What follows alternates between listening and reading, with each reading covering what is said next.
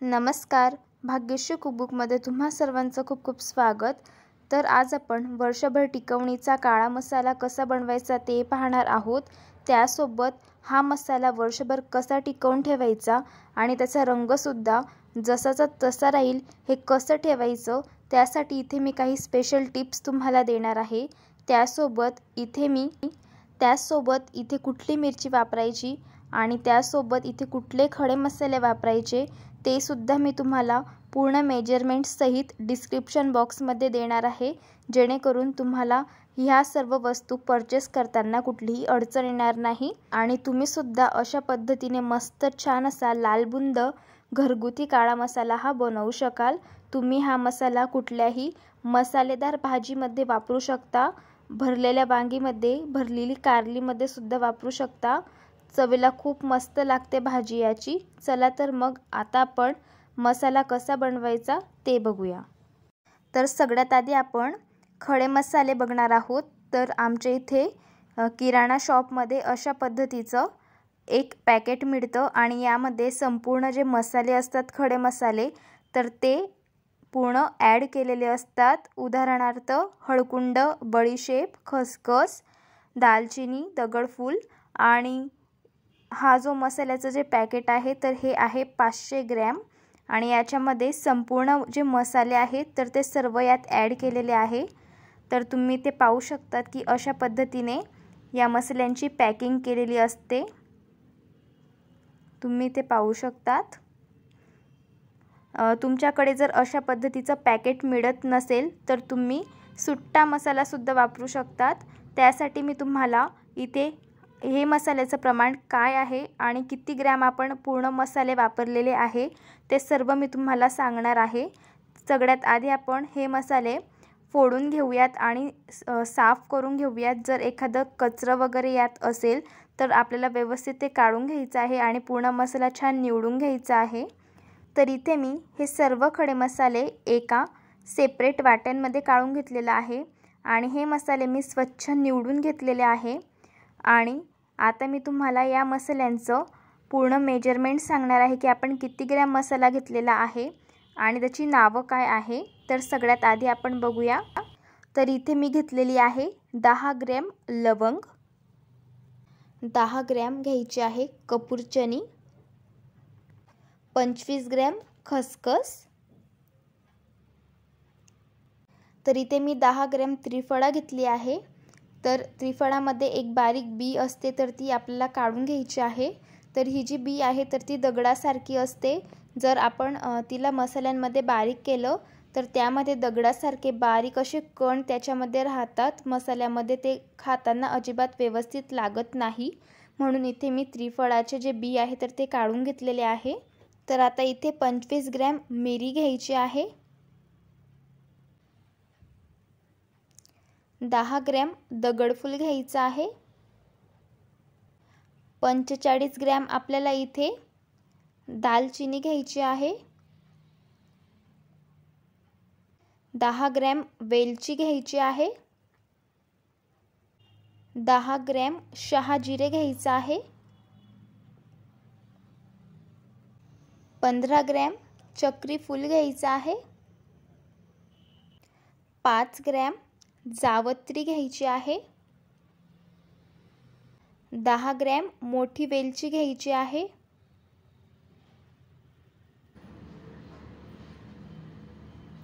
तर इथे मी 10 ग्रॅम रामपत्रिका घेतली आहे आणि 30 ग्रॅम जिरे घेतलेलं आहे, जे आपण घरामध्ये वापरतो रेग्युलर तेच जिरं घ्यायचं आहे आणि 30 ग्रॅम बडीशोप घ्यायची आहे।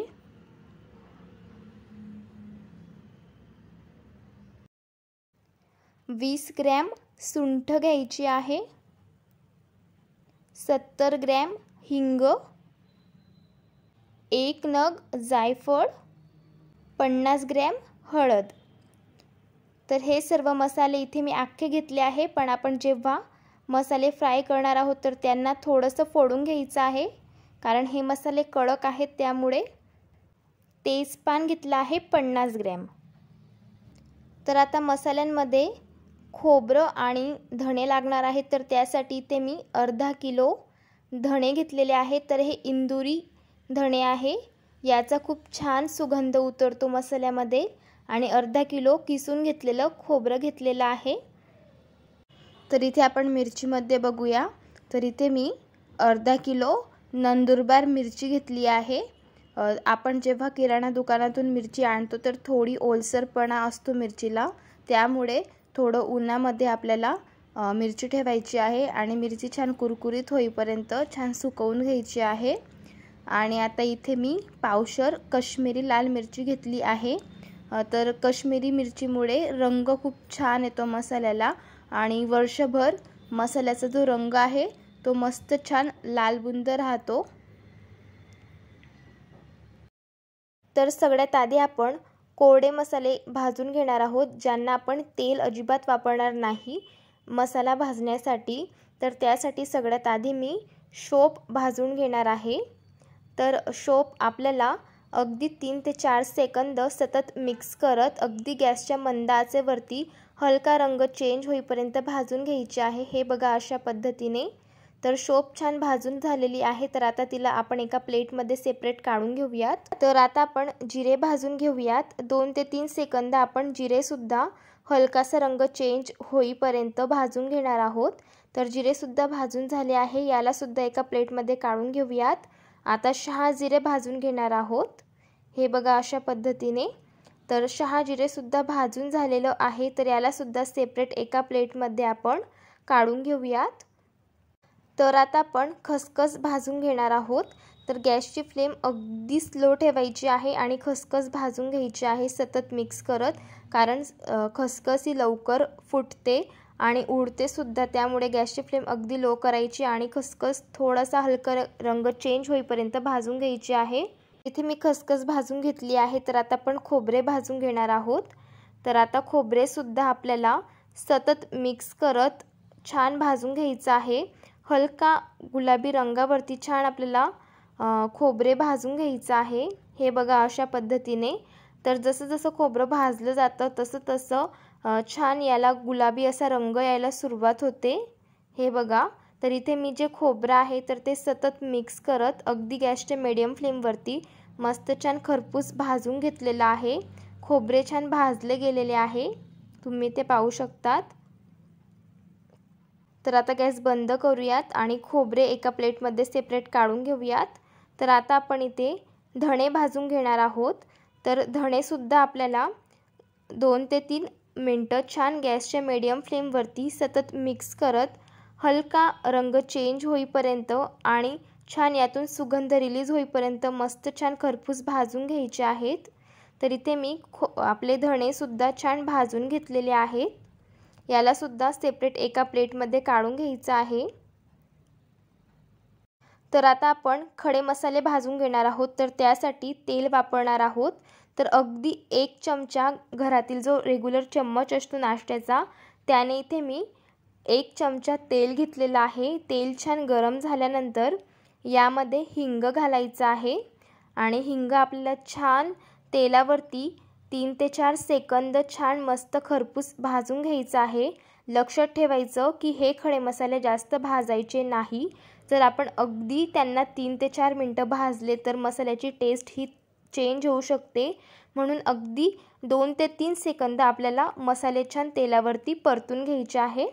तर आता इथे मी हिंग छान तेलावरती परतून घेतलेला आहे, इथे तुम्ही पाहू शकता। तर आता आपण हिंग एका प्लेटमध्ये काढून घेऊयात। तर आता आपण इथे हळद घालणार आहोत। तर हळद सुद्धा आपल्याला हलकी छान 2 ते 3 सेकंद भाजून घ्यायची आहे तेलामध्ये। गॅसची फ्लेम आपल्याला मीडियमच ठेवायची आहे। तर इथे मी हळद सुद्धा छान भाजून घेतलेली आहे, याला सुद्धा एका प्लेटमध्ये आपण सेपरेट काढून घेऊयात। तर आता सुंठ भाजून घ्यायची आहे। सुंठ सुद्धा 2 ते 3 सेकंद आपण तेलामध्ये छान भाजून घेणार आहोत, हे बघा अशा पद्धतीने। तर इथे सुंठ सुद्धा भाजून झालेली आहे, याला सुद्धा एका प्लेटमध्ये काढून घेऊयात। तर आता इथे आपण वेलची भाजून घेणार आहोत। तर पुन्हा थोडंसं तेल घालायचं आहे। 1 चमचे इथे मी पुन्हा तेल घातलं आहे आणि वेलची सुद्धा छान तेलामध्ये फ्राय करून घेतलेली आहे, छान भाजून घेतलेली आहे। नंतर मोठी वेलची सुद्धा आपल्याला छान तेलामध्ये परतून घ्यायची आहे, छान भाजून घ्यायची आहे 2 ते 3 सेकंद। अशाच पद्धतीने मी सर्व खडे मसाले 2 ते 3 सेकंद अगदी गॅसच्या मंद आचेवरती भाजून घेत आहे। तर इथे आपण मसाला तयार करण्यासाठी कोणते खडे मसाले वापरले, त्याचं ग्रॅम काय आहे मसाल्याचं, त्यासोबत त्यांची नावं सुद्धा मी तुम्हाला डिस्क्रिप्शन बॉक्समध्ये देणार आहे, जेणेकरून तुम्ही सुद्धा व्यवस्थित छान मसाला तयार करू शकतात। आणि किराणा दुकानामध्ये जर संपूर्ण लिस्ट तुम्ही दाखवली तर तुम्हाला संपूर्ण जे मसाल्यासाठी लागणारं साहित्य आहे ते लवकर तुम्हाला अवेलेबल होऊन जाईल। जर तुम्हाला मसाल्याची रेसिपी आवडत असेल तर चॅनलला सबस्क्राईब करा, व्हिडिओला लाईक करा आणि व्हिडिओ जास्तीत जास्त शेअर करा। अशाच पद्धतीने सर्व मसाले आपण तेलावरती छान भाजून घेत आहोत।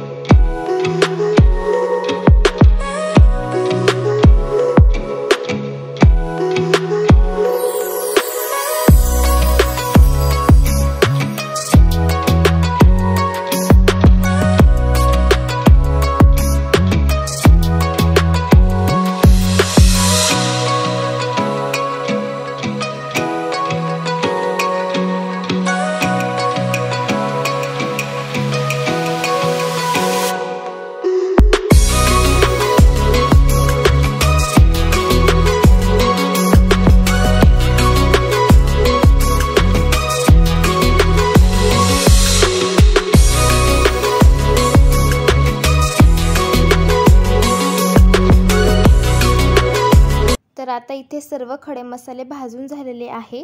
तर आता आपण तेजपान भाजून घेणार आहोत। तर इथे मी कढईमध्ये 1 चमचा तेल घातलेलं आहे आणि आता आपण 2 ते 3 सेकंद छान तेजपान आपल्याला भाजून घ्यायचं आहे। हे बघा अशा पद्धतीने। तर इथे मी तेजपान छान भाजून घेतलेलं आहे। आता आपण मिरची भाजून घेणार आहोत। तर सगळ्यात आधी आपण काश्मीरी मिरची भाजणार आहोत। तर मिरची घातल्यानंतर थोडंसं आपल्याला तेल घालायचं आहे, अगदी 1 ते 2 चमचे आपल्याला तेल घालायचं आहे मिरचीवरती। असं केल्यामुळे मिरची छान भाजली जाते आणि मिरचीचं तिखट नाकामध्ये जात नाही आणि ठसका होत नाही मिरचीचा। 2 ते 3 सेकंद मी छान मिरची ही हलकी भाजून घेतलेली आहे। तर आता इथे मिरची मी भाजून घेतलेली आहे। एका सेपरेट प्लेटमध्ये हिला काढून घेऊयात। तर आता आपण दुसरी मिरची भाजून घेणार आहोत। तर आता इथे आपण नंदुरबार मिरची भाजून घेऊयात। यावरती सुद्धा आपल्याला तेल घालायचं आहे, अगदी 1 ते 2 चमचा आणि गॅसचे मीडियम फ्लेमवरती मिरची छान 2 ते 3 सेकंद भाजून घ्यायची आहे। तर ही मिरची अर्धा किलो आहे, तर त्यासाठी मी ही मिरची 2 बॅचमध्ये भाजून घेणार आहे। तर इथे मिरचीसुद्धा छान मी भाजून घेतलेली आहे, इथे तुम्ही पाहू शकतात. आणि दुसरी बॅचसुद्धा मी भाजून घेतलेली आहे मिरचीची. तर इथे आपण जे मसाले भाजून घेतलेले होते, तर इथे खडे मसाले सेपरेट आपल्याला एका प्लेटमध्ये काढून घ्यायचे आहे. अजिबात मसाला हा मिक्स करायचा नाही. तुम्ही ते पाहू शकतात अशा पद्धतीने. आता आपण मसाले मिक्स करून घेणार आहोत. तर सगळ्यात आधी इथे मी मोठी कढई घेतली आहे, यामध्ये आपण नंदुरबार मिरची घालणार आहोत आणि नंतर काश्मीरी मिरची घालणार आहोत. तर नंदुरबार मिरची ही जास्त तिखट नसते. जर तुम्हाला तिखट पाहिजे असेल मसाल्यामध्ये तर तुम्ही ते दुसरी कुठलीही मिरची वापरू शकता. तर आता सर्व मिरच्या मी मिक्स करून घेतलेल्या आहे. तर आता मिरची घालून घेतल्यानंतर आपण धणे भाजून घेतलेले होते, तर यामध्ये आपल्याला धणे घालायचे आहेत. अगदी मस्तच भाजून घेतलेलं तेजपान सुद्धा घालायचं आहे.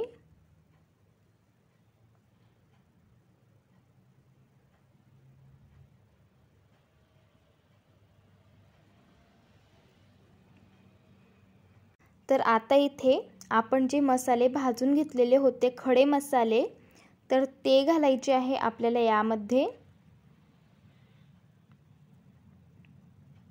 अगदी मस्तच. तर इथे आपण सर्व मसाले एकत्रित करून घेतलेले आहे. पण तुम्ही म्हणत असाल की खोबरे का नाही घातलं, कारण आपण हा मसाला कांडप मशीनवरती दळून आणणार आहोत.